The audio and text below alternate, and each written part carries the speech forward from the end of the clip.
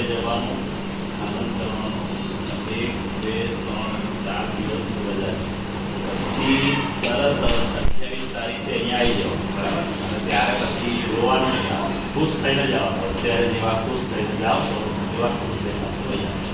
Okay, આનંદ કરો. ચલો, હા, જય ગુરુદેવ, જય ગુરુદેવ.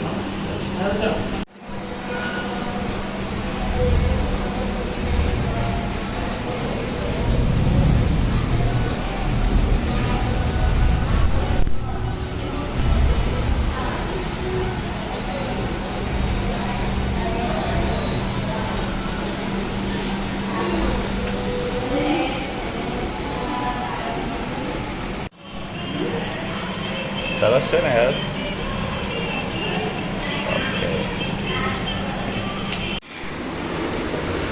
હા